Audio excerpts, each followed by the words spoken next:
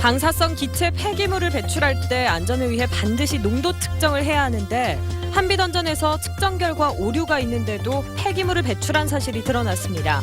45억 아시아인의 축제 아시안게임이 오늘 열전 16일에 돌입한 가운데 우리 지역 선수 86명도 메달 레이스에 나섰습니다. 김치를 주제로 광주시와 서울시가 판로 개척에 나서기로 하고 광주 동구와 남구, 화순군이 중국인 관광객 유치에 나서는 등 자치단체의 연대가 주목받고 있습니다. 베트남의 고대 문명을 엿볼 수 있는 유물전이 국립나주박물관에서 열리고 있습니다. 시청자 여러분 안녕하십니까? 광주 MBC 뉴스데스크입니다. 영광 한빛원전 폐기물 관리에 허점이 드러났습니다. 지난달 원전 6호기의 기체 폐기물 성분 검사에서 오류가 났는데 한수원 측이 좋지도 않고 이 폐기물을 원자로 밖으로 배출한 사실이 밝혀진 겁니다. 이 사실이 뒤늦게 드러났지만 한수원은 국회에도 거짓 보고를 했습니다. 첫 소식 김인정 기자가 취재했습니다. 지난 8월 2일 방사성 기체 폐기물 배출을 앞뒀던 영광 한빛원전 6호기. 원자로 경납고에 가득 찬 기체 폐기물을 배출하기 전에는 반드시 농도 측정을 하는데 검사 결과가 이상했습니다. 아무리 적은 양이라도 검출될 수밖에 없는 아르곤 41 성분이 전혀 검출되지 않은 것으로 나타난 겁니다. 아르곤 41은 원자로 부근 공기에서 검출되는 방사성 물질입니다. 시료 채취나 검사에 오류가 분명했지만 한수원은 조치 없이 기체 폐기물 1699세제곱미터를 40분간 공기 중으로 배출했습니다. 문제는 그 다음입니다. 분석 오류를 발견한 한빛원전은 사흘 뒤 재검사를 했습니다. 폐기물을 먼저 방출한 다음 검사는 나중에 한 셈입니다. 8월 2일 날 발생한 기체 배출 사고에 대해서 인지를 8월 4일 날 하고 8월 5일 날 돼서 사실은 그 검사를 했다고 하는 건 8월 2일 날 배출된 거하고는 뭐 의미가 없는 거죠. 한수원은 좀 더 확실히 안전을 기하려고 재검사를 했으며 검출된 아르곤 41 수치는 허용 기준치의 1000분의 3 정도로 안전에 문제가 없다고 밝혔습니다. 하지만 환경단체는 결과 수치가 안전하다고 해서 과정의 잘못이 덮어질 수는 없다고 말합니다. 방사성 폐기물 관리와 운영이 어떻게 되고 있는지를 일면 단적으로 좀 보여주고 있는 것이라서 이후에 방사성 고준위 핵폐기물인 사용 해결료 여기에 대한 점검들까지도 이후에 저희들이 좀 해봐야 되지 않을까라는 생각. 원전 스스로도 용역업체에 발송한 내부 공문에서 업무 미숙에 따른 분석 오류를 인정하며 재발 방지를 위한 대책 수립을 요구하고 있습니다. 한수원은 또 국회에서 요구한 폐기물 재분석 데이터 입력 날짜도 실제보다 9일 앞당겨 보고해 축소 은폐 논란도 일고 있습니다. MBC 뉴스 김인정입니다. 45억 아시아인의 축제가 조금 전 인천에서 막을 올렸습니다. 16일간의 열전에 우리 지역 선수 86명도 출전해서 메달 레이스에 들어갔습니다.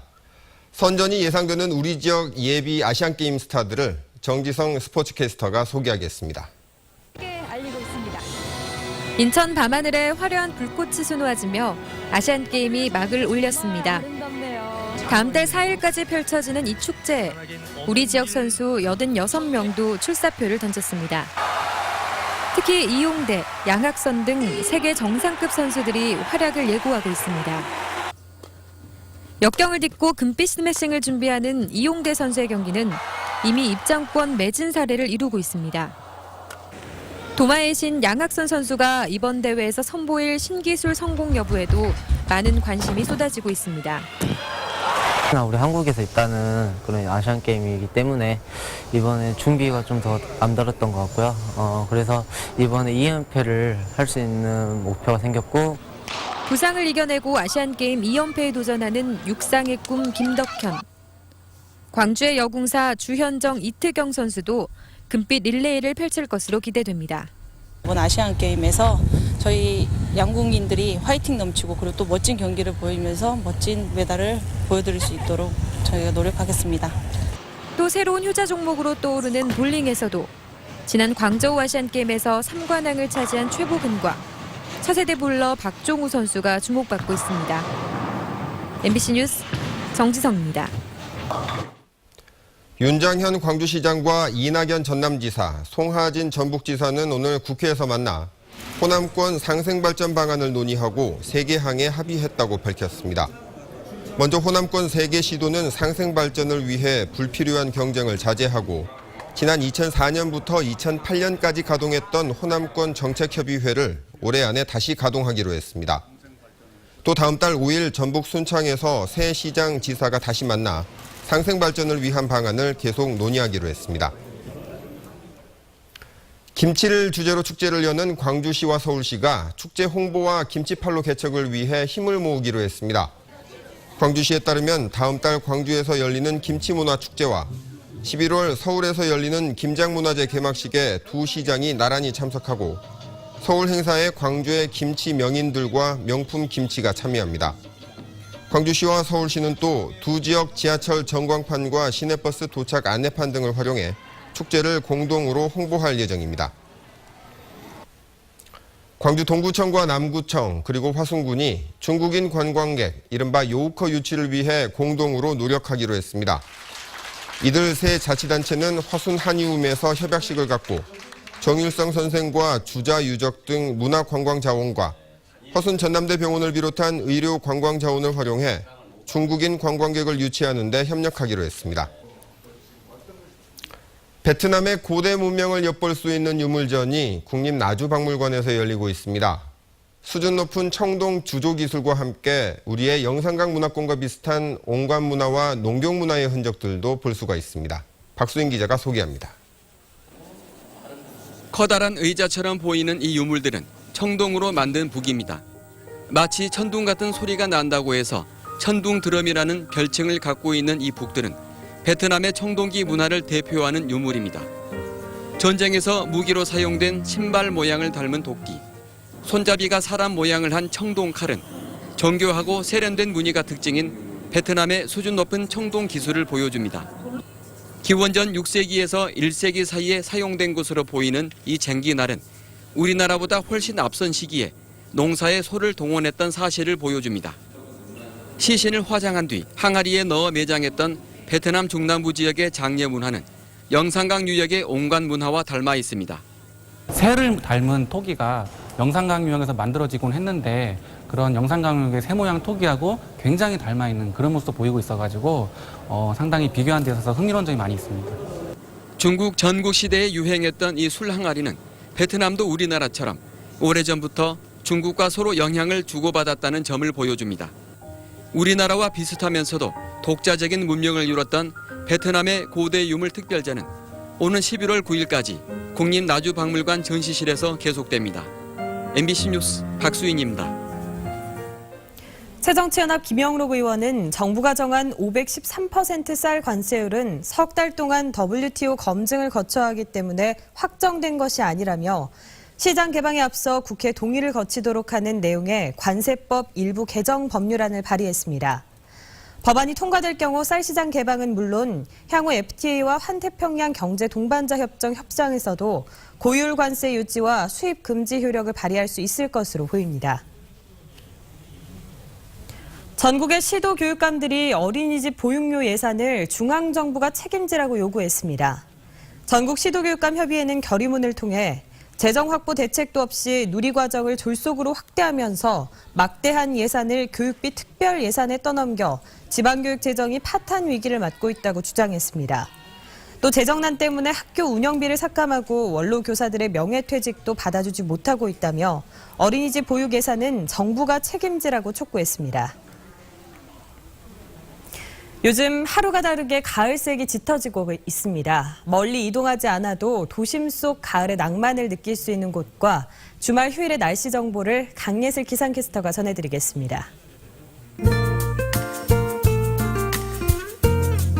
가을 햇살에 반짝이는 은빛 갈대. 바람에 춤추듯 출렁이는 갈대의 향연이 마치 한 폭의 그림 같습니다. 시민들은 자전거 페달을 밟으며 가을 바람과 가을 풍경을 즐깁니다. 코스모스 잎새 사이로 살랑이는 가을 바람. 코스모스 밭의 고추 잠자리도 가을을 만끽합니다. 색깔이 다양해서 좋고요. 어렸을 때 걸어다녔던 길도 생각나고 아주 도심 속에 산책하기는 아주 좋은 것 같습니다. 하양 분홍 보라, 가지각색의 옷을 입은 코스모스는 산책 나온 아이들의 눈길을 사로잡기에 충분합니다. 야, 이거 뜯으면 안 돼. 뜯으면 꽃이야. 안 예뻐. 맞아, 울어버려.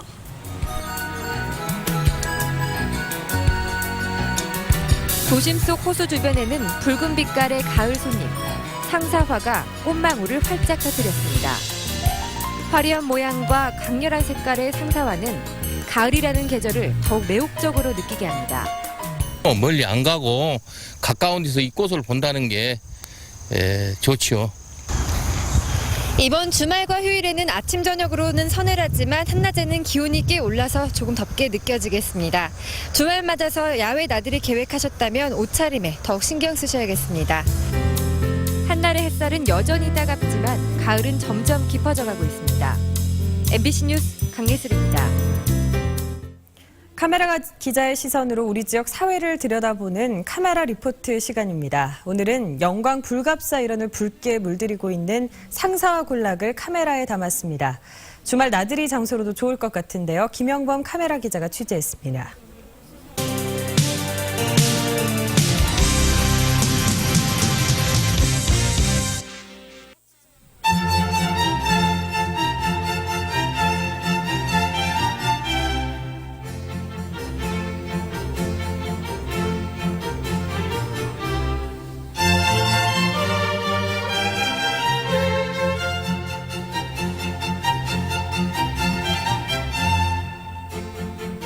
이번이 3번인데요. 너무 이쁘고 진짜 정말 한번 와보세요. 너무 좋아요. 상사화 꽃을 보니까 여고 시절 생각도 나고 더 젊어지는 느낌인 것 같습니다. 참 좋은 것 같습니다. 많이 놀러 오세요.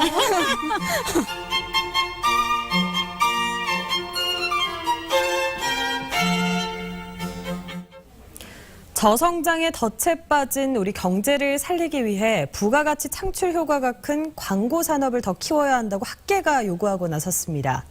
광고 시장 활성화의 핵심 과제로는 지상파 방송의 중간 광고 도입을 꼽았는데요. 강민구 기자입니다.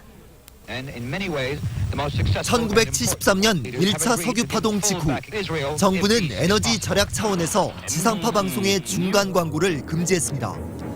40년이 지나 광고 시장은 280배 이상 커졌지만 지상파 방송은 여전히 중간 광고를 할 수 없습니다. 광고학계는 3년째 9조 원대에서 성장을 멈춘 광고 시장을 되살릴 방법은 지상파 방송 중간 광고라고 주장했습니다. 이 산업에 미치는 효과는 굉장히 저는 크다고 이렇게 판단합니다. 중간 광고의 산업적 가치를 논할 때도 우리는 어떤 직접적인 효과뿐만 아니라 중간 광고로 광고 주목도가 높아지면 광고 단가가 올라 새로운 재원이 확보되고 양질의 콘텐츠 생산이 광고 시장을 다시 키우는 선순환 구조가 만들어진다는 겁니다. 한류와 관련되는 콘텐츠의 질적 가치를 개선하고 이런 지향점을 유지하기 위해서는 지상파 방송사의 재원 구조가 안정적으로 운영돼야 하는데 중간 광고는 선진국 대부분은 물론 우리도 종편 등 유료 방송에는 허용하고 있지만 다른 매체들은 광고가 지상파에 몰릴 것을 우려해 지상파 중간 광고를 반대하고 있습니다. 학계는 다만 지상파 방송의 공공성을 고려해 보도나 어린이 프로그램에서는 중간 광고를 빼야 하고 최소한의 시간과 횟수 제한은 불가피하다고 덧붙였습니다. MBC 뉴스 강민구입니다. 광주 전남 지역 학교에서 발생한 집단 식중독 사고 가운데 절반 이상은 하루에 2끼 이상 급식을 하는 학교에서 발생한 것으로 나타났습니다. 교육부가 정의당 정진후 의원에게 제출한 국정감사 자료에 따르면 지난 2011년부터 3년 동안 광주에서 발생한 학교 식중독 사고는 6건으로 이 가운데 3건이 2끼 이상 급식을 하는 학교에서 나왔습니다. 또 전남에서는 학교 식중독 사고 8건 가운데 6건이 2끼 이상 급식을 하는 학교에서 발생했습니다. 내년에 송원 자사고의 신입생은 성적과 관계없이 선발하고 마이스터고는 인성과 적성검사 반영 비율이 높아집니다. 광주시 교육청은 중학교 3학년 담임교사를 대상으로 입시 설명회를 열고 내년부터 달라지는 내용을 중심으로 고교 입시 전형 계획을 안내했습니다. 내년 일반고 전형의 경우는 올해와 같고 자사고 지정 취소를 신청한 숭덕고는 교육부 협의 절차가 마무리되는 대로 일반고로 전환해 신입생을 선발하도록 할 예정입니다.